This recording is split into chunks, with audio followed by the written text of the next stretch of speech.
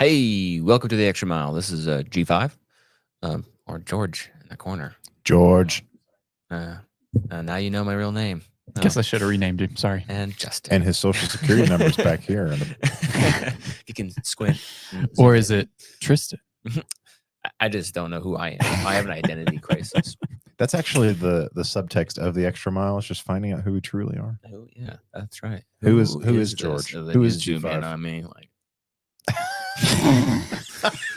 Wait. Who is G5? Ooh. Oh, there we go.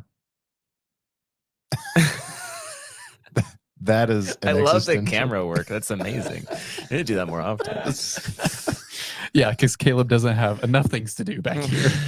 We're going it's like an octopus, just like arms everywhere, touching everything. We're gonna have so much mail to respond to for this. Anyway, Justin, Caleb's in the back, like always. You just saw him, and this is a conversational podcast. It's an easy listen for Christians, like I always say, an engaging listen, I hope, for those thinking about Jesus. And so keep that in mind. We're actually doing something different today. We are doing kind of like a reaction video. You may not be into that. That's fine. That's fine. But it's an interesting video. And I came across it, and I thought it was interesting since I'm kind of in the golf now. And this is I thought a good video, an interesting perspective we don't often get. It's Scotty Scheffler, greatest golfer right now in the world, talking about what's meaningful. And we usually don't hear this perspective. Let's check it out. Yeah. I think it's kind of funny. I think, I think I said something after the Byron this year about like, it feels like you work your whole life to celebrate winning a tournament for like a few minutes. It only lasts a few minutes, that kind of euphoric feeling. And I like to win the Byron Nelson Championship at home. I literally worked my entire life to become good at golf, to have an opportunity to win that tournament. And you win it, you celebrate, get to hug my family, my sister's there. It's such an amazing moment. And then it's like, okay, now what are we going to eat for dinner? Life goes on. Is it great to be able to win tournaments and to accomplish the things I have in the game of golf? Yeah. I mean, it brings tears to my eyes just to think about, because it's literally worked my entire life to become good at this sport, and to have that kind of sense of accomplishment, I think is a pretty cool feeling. To get to live out your dreams is very special. But at the end of the day, it's like, I'm not out here to inspire the next generation of golfers. I'm not here to inspire somebody else to be the best player in the world, because what's the point? This is not a fulfilling life. It's fulfilling from the sense of accomplishment, but it's not fulfilling from a sense of like the deepest, places of your heart. There's a lot of people that make it to what they thought was going to fulfill them in life. Okay. And then you get there and all of a sudden you get to number one in the world, and then they're like, cool. I love that.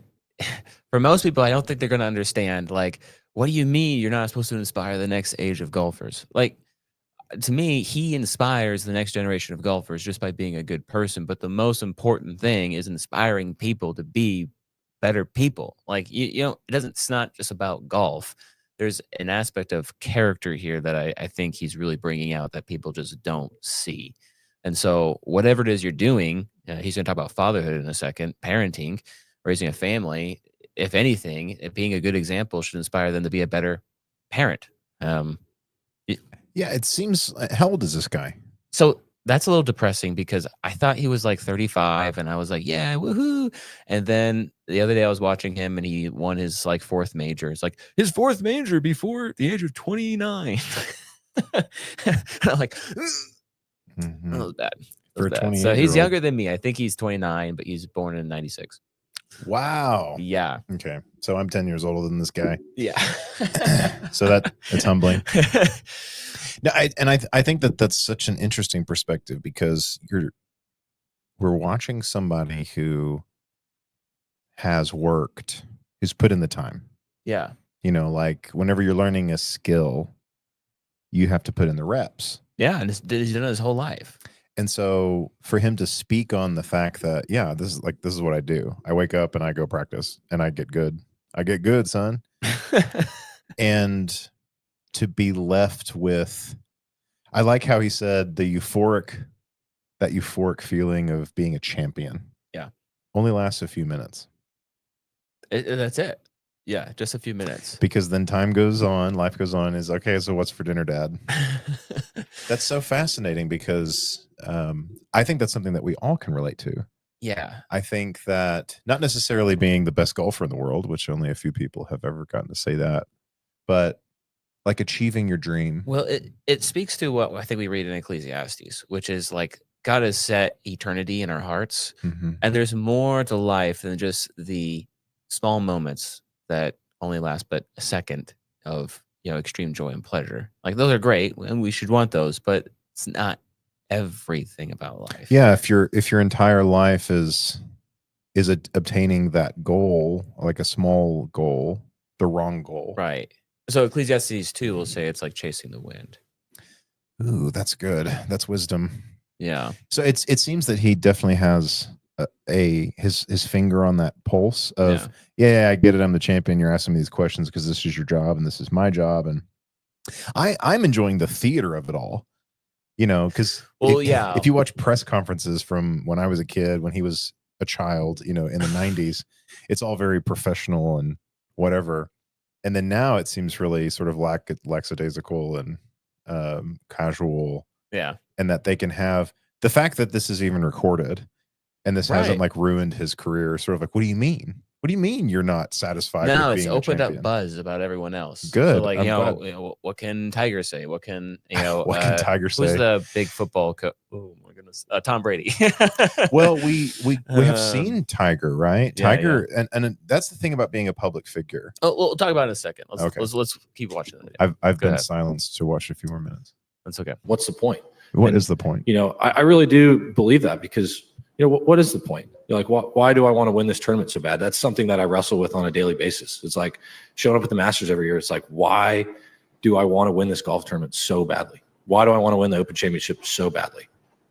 I don't know, because if I win, it's going to be awesome for about 2 minutes. And then we're going to get to the next week and it's going to be like, hey, you won 2 majors this year. How important is it for you to win the FedEx Cup playoffs? And it's just like, we're back here again, So we really do. We work so hard for such little moments. And, I'm kind of a sicko. I love putting in the work. I love being able to practice. I love getting out to live out my dreams. But at the end of the day, sometimes I just don't understand the point, because I don't know if I'm making any sense or not, but am I not? It's just one of those deals.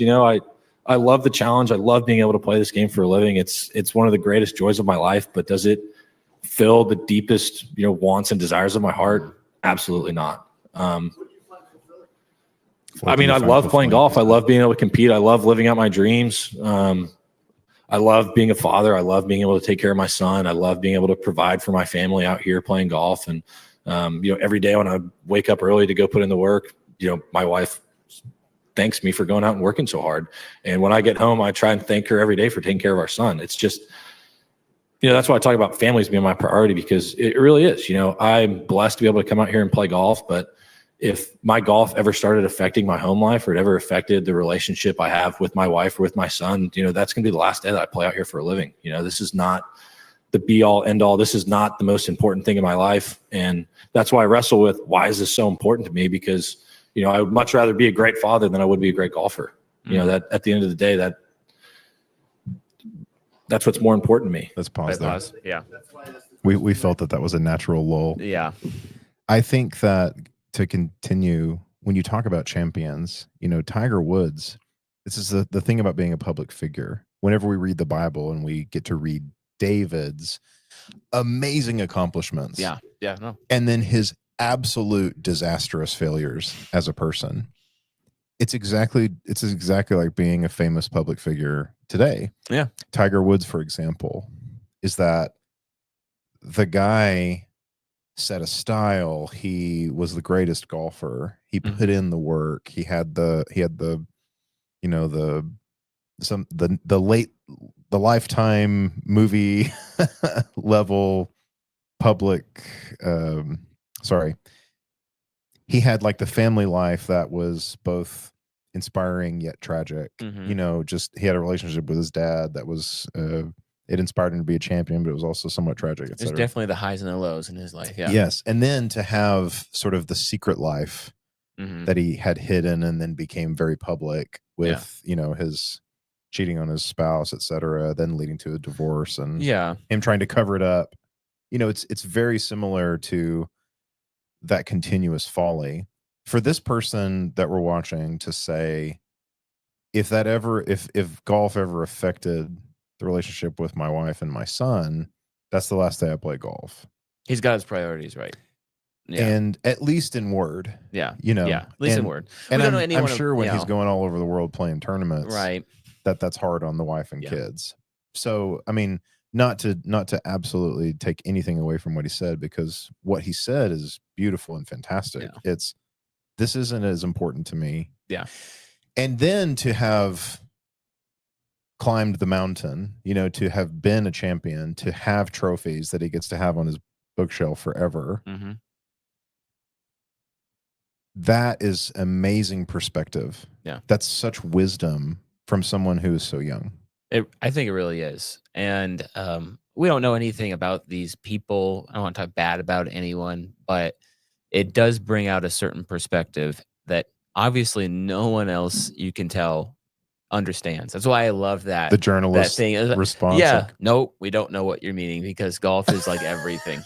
This is how we all make our living. Everyone who is number one in the sport is their entire life. Don't say that this isn't important. This is how we make our living. He's like, yeah. And the shock of that one guy, what does give you purpose? Right. Yeah. Like what? It's what just so do you foreign mean to everyone, right? and Scotty here has talked about his faith in other videos. I don't know how in depth that is, but it does remind me of like Matthew 6:33, where God says, or Jesus, says, seek first the kingdom of heaven, and that's what we should be doing, and everything else is going to fall in place. And it's good to work hard and win golf games, and it's good to do all those things. But yeah, having your priorities in check like that, to me, is more inspiring as well. Would you say that that's an example of what it actually looks like to? I mean, because you don't have to be making millions of dollars swinging a golf club. Like, you could be working for very little money, and you could have the same issue. You certainly could, at a different scale, but it's the same issue that separates us from God as a sin. Like, if our priority is to make the almighty dollar, then a fool and his money are very quickly parted from one another. Right. Or to say, how awesome am I? Yeah. Right. Yeah. Look how great I am. Look at what I've achieved. And it's a slippery slope. Anyway, let's finish off. What is losing like for you? It sucks. I hate it. I really do. That is. And I think that's why we try to work so hard to not lose. But golf's a game where you just lose a lot more often than you win. I mean, that's just a simple part of it. In basketball or football, when there's only two guys out there, you can win a lot more than you lose. But I think I was looking at stats. It was one of the best tennis players. It might have been Federer or Djokovic or somebody. They only won like 48% of their points or something like that. I mean, playing professional sports is a really weird thing to do. Like, it really is, just because we put in so much effort. We work so hard for something that's so fleeting. I mean, it really is. Like, the feeling of winning just doesn't last that long. When I sit back at the end of the year and, I kind of try to reflect on things, like having that sense of accomplishment from winning the Masters tournament, from winning the PGA Championship, I have a deep sense of gratitude and appreciation for it. But it's just hard to explain how it just doesn't satisfy, is how I would describe it. It's an unsatisfying venture. And so I guess what I'm trying to say is this is not the place to look for your satisfaction. This is something that's where you can have a great appreciation for, and a great a great amount of thankfulness for being able to do this. And like I said, it's literally one of the most fun things that I can do in my entire life. I love being able to come out here and play golf and compete. But at the end of the day, it's just not what satisfies me. Famous around the world. Please welcome. I think it's kind of the Fantastic Four. Funny. I think Fantastic Four. This is what happens when you try to do this for the first time, and of course it's not. Mr. Fantastic. We don't want to watch the watching a Fantastic commercial. Four. I'm so sorry, everyone. That's amazing. The Extra Mile Podcast does not endorse the Fantastic Four. No, we don't. New tech. Sorry, everybody. You're seeing raw, uncut footage of what it's like to try to produce a podcast. This is what we do. It's okay. We have This- our ups and we have our downs. That's right. Here, this is a down. I love what he said though at the end. He's like, Just pull your leg more than your gallbladder did last week. "Oh, wow." Moving on. anyway, What was that? I think it was one of the Oh, he don't. oils. I hit my water bottle. Bonk. Continue. Finish your thought, George. We'll edit this out. No, we won't. We will. Anyway, I like what he said about telling people like this is not a place to find satisfaction. I think that's right. And when it comes to practicality, God reminds us that He is where we find satisfaction because He aligns for us our priorities and how they should be. And He says like a relationship with me is like being like a tree next to a stream of water. You know, it's always satisfying, always quenching that thirst. But it's pretty thirsty to be chasing something that satisfies only but for a moment and not your entire life. And so our entire life should then be that thing that satisfies us, which is God, which is our relationship with God. And that only aligns well with our priorities when it comes to our family and how much we work on something and how well we work on something, which we should. I appreciate that he works hard on being the best golfer. We should work hard on being the best that we're, whatever it is we're doing. But that's because our priorities are in line. And I appreciated that. And I think that's foreign to many in the world. Yeah. It definitely gets you thinking about what matters ultimately. And if your current dream that you're chasing is going to provide you, and that's an interesting word, isn't it? Satisfaction. Like what's going to give you satisfaction? And, you know, I think that's why people are disappointed is because they make a lot of assumptions and then they sort of end up at the end of their life empty-handed. Yeah. But it's never too late, it seems. There's always something more. And I think that's one of the reasons why we do this podcast is because we are even, I mean, I personally am even seeking more to be a better Christian, to be less like myself and more like the good, kind, loving, gentle, meek, caring person that I should be, that we read about Jesus being. Yeah. Because he's an example to us. And he tells us that he's always with us to the end of the age. You know, it's inspiring to know that you're not alone in that pursuit.